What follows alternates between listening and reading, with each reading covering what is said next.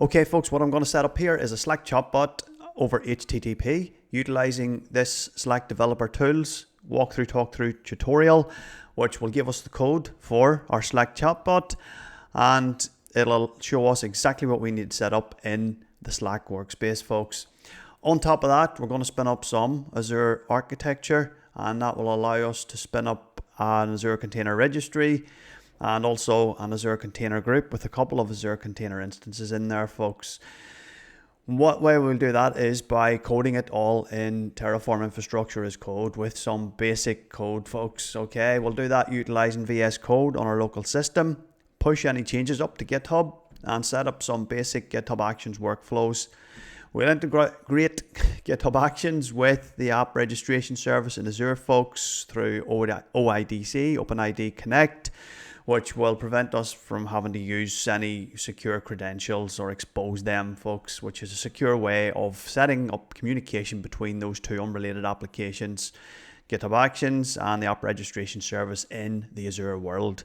That will allow us to then push any of these resources into the Azure world and create those in our Azure subscription inside our Azure tenant.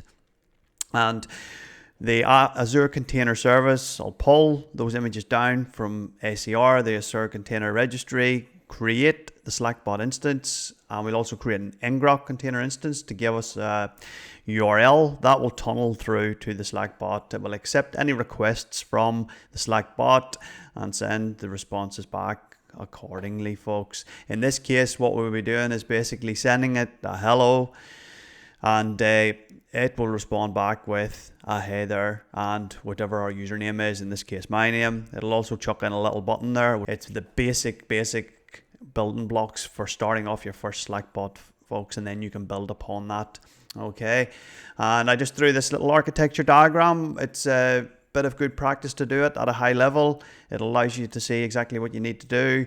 You can chuck this into your GitHub account in the repository and a README file, and at least then you've got this as a reference so you have to look at in the future and see what exactly you've got in there and complement it with some good step-by-step instructions. Okay, without further ado, let's dive in, folks. Let's do a really quick rundown of the code here, folks, because I do need to deploy the infrastructure via Terraform to grab my ngrok endpoint to be able to configure the Slack application in the Slack developer world. Okay, so first off, folks, exactly what it says in the tin, we've got our GitHub Actions workflows here. Exactly again as it says in the tin, this will react on a pull request and it'll give me a plan output of exactly what's going to be created, folks. I have inserted some links in here. If you want to delve more into GitHub Actions or OIDC, I will go through the OIDC setup with the app registration resource in Azure to show you how to be able to set up a tokenized communication authentication between GitHub Actions and the app registration service.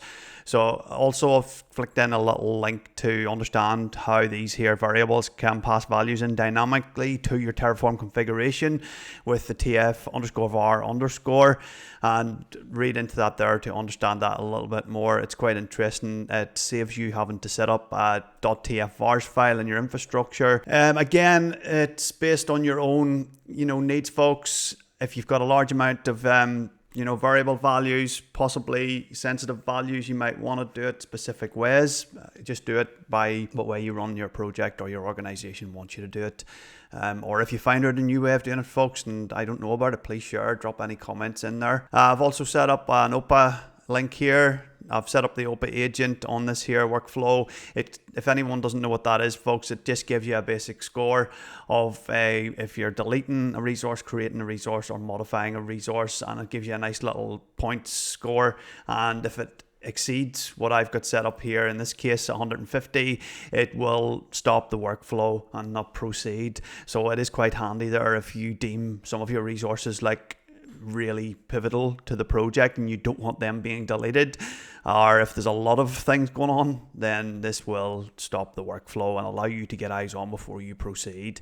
So you can cater that to your needs. Again, utilize that link and delve into it a little bit more if you want. I've also stuck in a little pull request template. It just allows you to check things off before you actually deploy the pull request and put some notes in if needs be. And also I've stuck in a little link there to the Slack workspace, folks, where the Slack bot will be deployed to.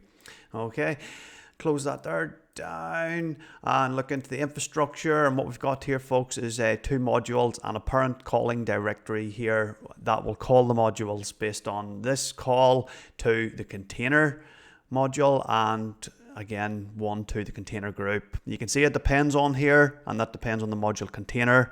And again, that is exactly what it says on the tin, folks. The container needs to exist before the container group can actually pull that image down and create that container. So that's why the depends on sits there.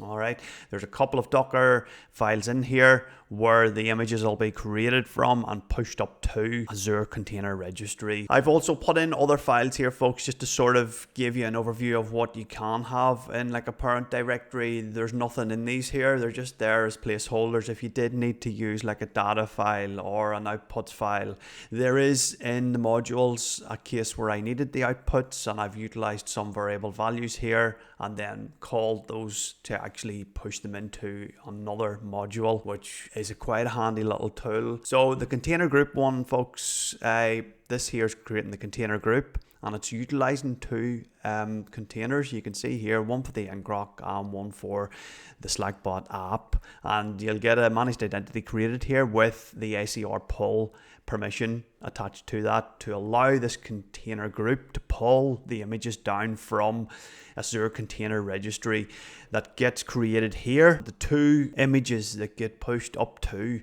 the actual Azure Container Registry are done so utilizing these null resources. There's one for the app, one for the ngrok server, and they're exactly what they say in the tin, folks. They're not creating any resources. I've utilized them here to run the commands to push those images up to the Azure Container Registry.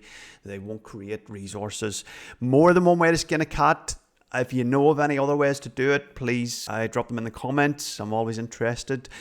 There's loads of different ways you can do this. I've done it different ways in the past, but for this setup, this is the best way I've found to do it. Let's talk about app registrations, folks. What we're talking about here is the authentication between GitHub Actions and OpenID, which is part of the Azure world and handles the access and identity management in the Azure world, folks. In this case here, we've set up an app registration, and this is a token-based authentication method which will be temporary and allow GitHub Actions to deploy resources utilizing the Terraform infrastructure as code into the Azure portal. Okay, so to create an app registration, click on new registration, give it a name, select the top one here, accounts in this organization directory only, and then hit register. Apologies, this is behind this little picture of mine. No need to select anything else at this stage. If we go back here, I've already got it created, so I'll click into that there. And what we need to do then, folks, is give it a certificate and secret. In this case, we're only giving it federated credentials, folks, temporary credentials, temporary token-based credentials to act on events that happen in the GitHub Actions workflow. In this case, a pull request or a push to main. What these look like, folks, when you go to create them is we click on add credential and we select the scenario. In this case, GitHub Actions deploying Azure resources. When we click that, we're presented with a number of boxes. Top one is the organization name. We can easily get these from GitHub. In my case, my organization's mine, Davy Ranger. The repo is Bolt Chatbot. So if we take those 2 and insert them into the top 2 boxes, it'll pre-populate this subject identifier as we fill them out. Like I said, the first one was pull request. You can see that getting chucked on the end here. Again, it's pre-populated. So if a pull request happens in that organization, on that repository, then this here will act accordingly and give it a name and then give it a description, folks. All right, that's that one done. And as an example, the other one, we're only worried about these bottom 2 as well, folks. As you can see, I've set it up here for another repository. Our repository is the Bolt Chatbot. The other one was the push to main. In this case, it's pretty similar. The only thing is I'm selecting branch. And in this case, the branch being main. So on a push to main, then the event is going to trigger that communication, token-based access authentication to happen again. And it's on a push to main. So it'll allow that workflow to run, authenticate with enter ID, and then push these resources into the Azure portal. Okay. So once that's all done, we need to also grab from the app registration the client ID and the tenant ID. Put those on a notepad, and also grab your subscription ID. You can grab that here. And then we need to come back to our GitHub repo. And in the repo, if we come to settings, if we come down to secrets and variables, into actions, and just select a new repository secret. In this case, I've already set the 3 of them up. And what will happen when you select that there is you'll be presented with a box like this. Just put the secret in there, give it the name, and then just hit add secret. In this case, like I said, I've got them set up. They're in uppercase here. If you remember back to the repository earlier in VS Code, these are utilized in the GitHub Actions workflow job, and that will allow that workflow job to authenticate with Entra ID. And then when the Terraform infrastructure gets deployed, it's able to deploy utilizing that authentication method. Now, in saying that, folks, at that stage it is only authenticated. We then need to give it permission. In this case, I'm giving this app registration the owner permission. On a serious note, folks, this is overly permissive. We always talk about the principle of least privilege with RBAC, role-based access control. So this principle, app registration, can only do the minimal amount of things it needs to. In this case, I've gave it owner just for speed to get this Slack chatbot deployed into the Slack world. But you can go very granular, and that is the best way forward. To create this, folks, all I've done here is come in at the subscription scope. So the app registration can do anything in this subscription with the owner role. It can do it in resource groups under this subscription or resources under this subscription, okay?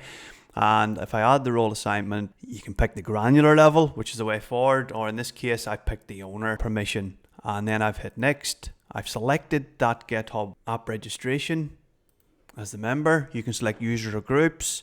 I've then hit next. This stage here, folks, you can add a condition. A condition then is talking about what roles that this role here can do to other principals or owners. And if it is allowed to apply more roles, then the whole account could become a mess. So it's giving you the option to add a condition. You could add this here to the tightest option here being the top one, and then select specific roles and principals. I've gone and selected the middle one.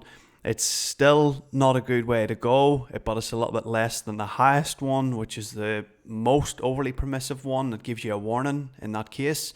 And like I said, folks, I'm going to come back and scrub this permission after this tutorial's over. After that there, folks, you get the option then to assign it. In this case, I've already done it. Like I said, I've given it the owner role, and now that's allowed to go in and deploy resources. Let's look forward to deploying our Slack chatbot into the Slack world. Okay, folks, let's set up our Slack chatbot here. I've got the Slack API workspace open on the left. It's got all my applications in it. And on the right, I've got the walkthrough, talk through tutorial to deploy the Python chatbot over HTTP. What I've done is I've also ran up the actual Terraform infrastructure as code utilizing the GitHub Actions workflow, and I've got the resource group, Slack chatbot resource group, and inside that I've got my managed identity, the container instances, and the container registry deployed, folks. Okay, you can also see inside container group, the container instances are running, the ngrok server and the Slack chatbot both running, folks, and I can grab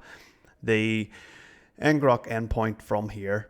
Okay, setting up an ngrok account, folks, is beyond the scope of the tutorial, but it's as simple as entering your credentials and you will get a token from the ngrok account that you've set up, and we can utilize that in the GitHub Actions workflow, as you'll see in a minute. What we'll do is we'll jump back in to the tutorial and walk through setting this all up. So on the right, folks, it's telling us to create an app. So on the left, I'm going to click here in my apps and create a new app. I'm going to create it from scratch.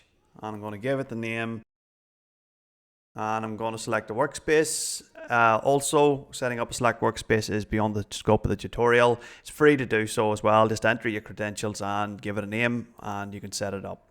So I'm going to click on create an app. Straight away here, folks, it gave us some basic credentials. The main one that we want to look at here, as it says in the tutorial, is the actual signing secret. So we want to copy that signing secret here. What you want to do then is save this to a notepad, okay? And The reason being is we're going to enter that into the GitHub Actions workflow. Then what we want to do, folks, is scroll down to the tokens and installation apps, and we need to grab a bot token in this case for our tutorial. So we're going to go down to OAuth permissions. So if you come down on the left hand side here, OAuth and permissions, what we want to do then is scroll down to scopes, bot token scopes, add an OAuth scope, and it tells us here we're looking at the chat right scope. So if I click on chat, it's saying success in the green banner. That means we can scroll to the top, and it's telling us here then to install the app to the workspace. So I'm looking to click on this here, install to my workspace. And it's asking us again to allow. What the app will be able to do will be the permissions that we'll give it in a moment. So I'm going to click allow.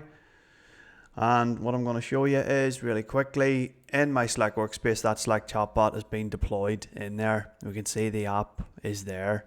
Okay. What we then need to do, folks, is copy this bot token and again put that in your notepad to add to the GitHub Actions workflow.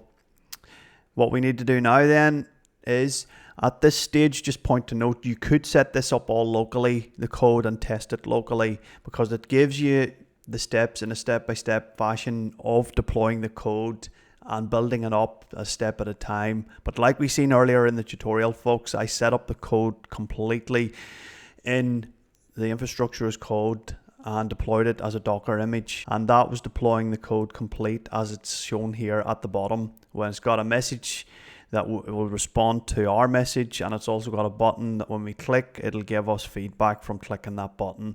Okay, exactly that it shows here, folks, when I set it up before. So when we say hello, it'll say hey there and our name. When we click on the button, it'll give us our username again, a message that we click the button.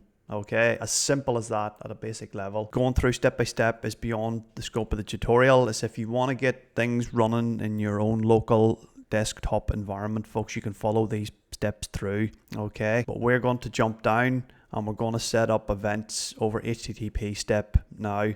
And what we're going to need for that is we're going to need that URL from our ngrok endpoint. So we need to jump down to event subscriptions here on the left hand side, and we need to enable events. If we slide that, and it needs a request URL now from our ngrok server. Prior to inserting our endpoint URL from our ngrok server, folks, we need to grab the authentication token from our ngrok account, and that is already automatically created as soon as we set our account up. We can grab it from up here. We're just clicking on copy and pasting that into our notepad. Then we can come across to our GitHub repo, folks. Again, go down to secrets and variables, actions, and what we want to do is putting the Slack signing secret, the Slack bot token, and also our ngrok authentication token, folks, exactly as I showed you before when we did the client, tenant, and subscription IDs for the Azure portal. Once that's done, we can come back and grab our ngrok endpoint. We can paste it into this request URL, put Slack events at the end of it, and it will verify, and we need to then save it. And then what we need to do, folks, as per the tutorial, is we need to give the event subscriptions the following event related messages. Okay, so if we go to add bot user event,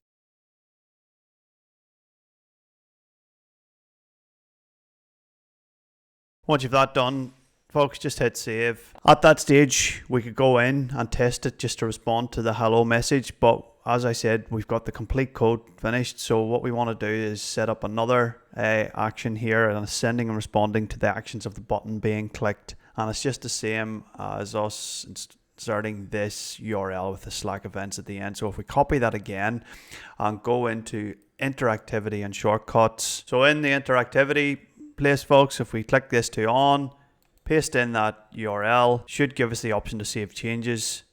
If it doesn't, you can just trim the S off, type it again. Now the green save changes just came up, hit save changes. Now that'll give us the option for the button events to respond as well. Okay, And if we scroll down, folks, that's us at the end of this walkthrough, talkthrough tutorial, because this code now is the complete code as far as the tutorial is gone that we can do, and that is deployed as a Docker image. So at this stage, folks, this yellow banner is saying we've changed the permissions and scopes that our app uses. Please reinstall your app for these changes to take effect. So what we can do then is come back to the OAuth and permissions and click reinstall to the workspace. And we can see there's new permissions added. We can click on allow and it'll give us a success banner. We then pull our Slack workspace in, blow that up, give it the word hello, and it should respond back with hey there, our username. We click on the button and it's given our username. We click the button. Okay. If you haven't already, you need to install the app to the actual channel as well by just clicking into it there, hover over that button and add this app to a channel. Go in here, select the channel, general. I've already added it, but it'll give you the option to add if it hasn't, and that will allow it to respond. As that step was missed out of that tutorial that I found there. If it's not done, then the app won't be attached to the channel that you're actually sending the messages in. So that's the tutorial finished, folks. The application's deployed. It's doing exactly what we want. And if you want to go in further and add more different messages to it, it'll give you direction at the bottom of the tutorial about where you can go next, folks, with it, the next steps. So thanks very much for tuning in. If you like the tutorial, folks, you want to subscribe, follow for more, it'd be much appreciated. I'll leave this one with you and wish you all the best. Take care and good luck.